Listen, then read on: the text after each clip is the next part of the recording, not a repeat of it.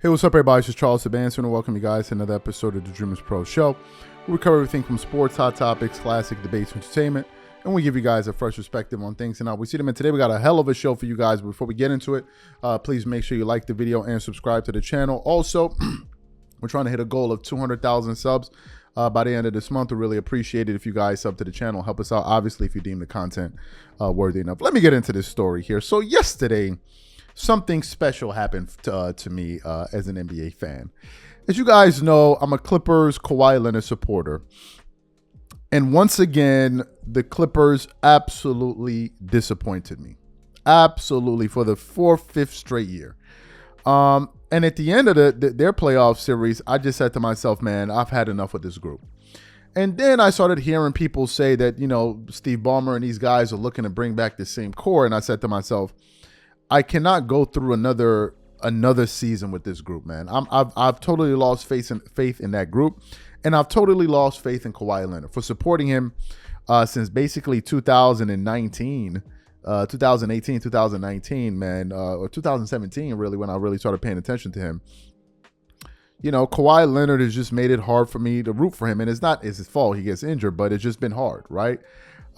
And I'm like, man, I need to be able to root for somebody that's going to be available, right? So after the Clippers got eliminated, I'm looking at the playoff landscape. I'm kind of interested in the Knicks series with the Indiana Pacers. I'm not really interested in the Mavs series. So I'm watching this series between the Wolves and the Denver Nuggets, and I see that the Nuggets go down 0-2, right? And then Nikola Jokic, I think, wins his MVP, I think, right before game 3 or after game 3 or something like that. And then people start kind of like, the murmurs are out there, you know, should SGA have won and this and this and this. And I'm like, so how are they going to respond? Then the Denver Nuggets go out there and put on a clinic in game 3.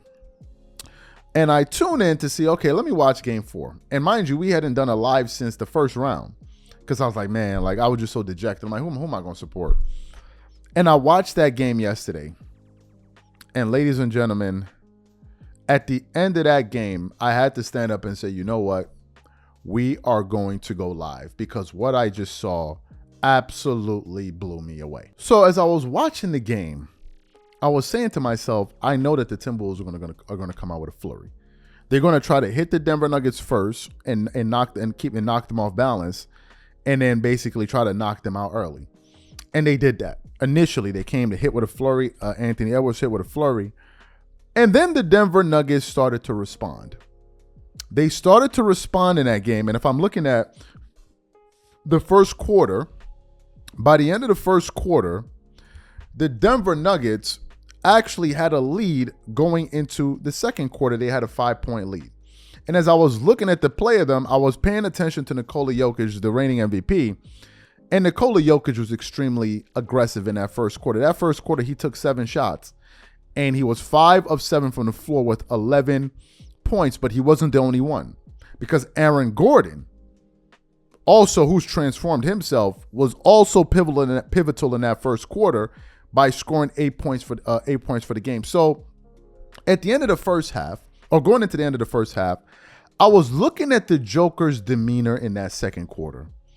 And at one point, as I'm watching Nikola Jokic play, it looked to me that he was trying to send a message to the Minnesota Timberwolves like, pump the brakes. Number one, we are the champions for a reason.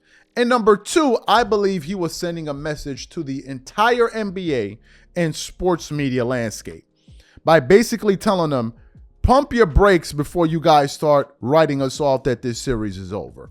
Because a lot of people were doing that. In that second quarter, I think there was a stretch when Nikola Jokic took, I think, like 4 or 5 straight shots.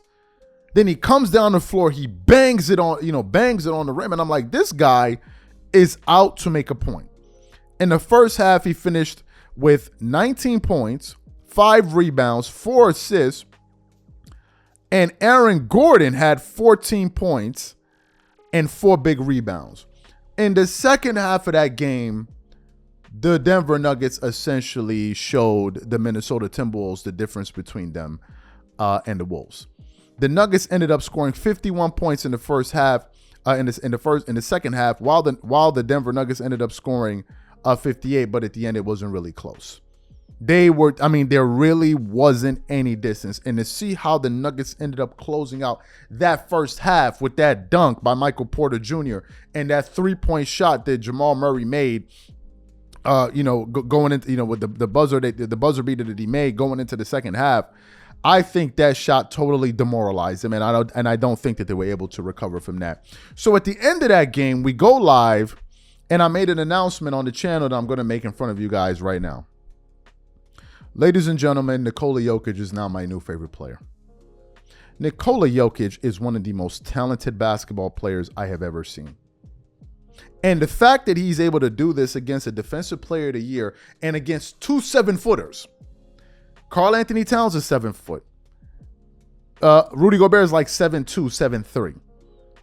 And he was still putting up shots. That game, he finished the game with what was his box score?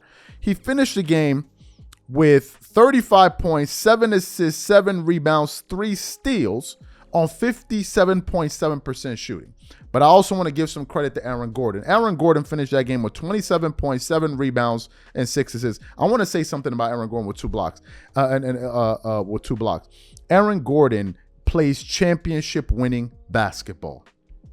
He really does. He went from being known as a skywalker and a high flyer that won slam dunk contests. I think he won a slam dunk contest. I know he's robbed in one of them. To becoming an integral part of a championship core. The Denver Nuggets were clicking on all cylinders, and you could see that they were on a totally different level from an execution standpoint. Listen, to me, I think Nikola Jokic is the best player in the world. I have said that all year. What he did yesterday further solidified that notion, at least for me. This guy's the best player in the world. He is the best basketball player in the world. And Nikola Jokic now is my new favorite player in the NBA. I like Kawhi Leonard. If he comes back and he's healthy, I want to see him do good. But Nikola Jokic for me right now is the best. He is my favorite player right now. He is my favorite player to root for because he is absolutely sensational as a basketball player. He really, really is. He really, really is. And now, if some of you are watching the show wondering, well, what is your prediction? What do you think? How do you think they're going to win? Yes, I think the Denver Nuggets are going to win this series. And I'm going to say they're going to win in 6 games. I could be wrong, but that's my prediction. I think the Denver Nuggets are going to win this series in 6 games. And I think they're going to surprise a lot of people. And this is something that their head coach, Mike Malone, does. The Denver Nuggets don't really have a trash talker on their team, but their coach is. And you need one person like that that's a fire starter. And for them, it is their head coach. I love it. Because their players that talk trash. But Nikola Jokic isn't really going to talk trash. Aaron Gordon isn't really going to talk trash. But their coach will. And I like the fact that he's standing up for them and pushing back against some of these narratives. So this is my thought. So what I want to know from you guys, what do you think about yesterday's game? And now that the series is tied 2-2 going back to Denver, who do you think has the advantage? And ultimately, who do you think wins this series? Whatever you guys think, please leave your thoughts in the comment section. We catch you guys on the next show. Peace.